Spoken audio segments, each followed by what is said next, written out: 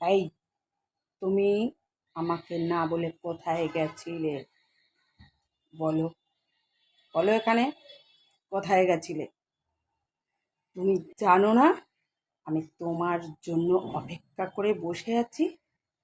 তুমি কোন মেয়ে নিয়ে তুমি কোথায় গেছিলে?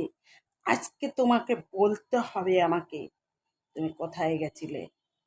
প্রমাণ করেই ছাড়বো আমি আজকে, তোমার সঙ্গে হেস্তা নাস্তা করেই ছাড়বো।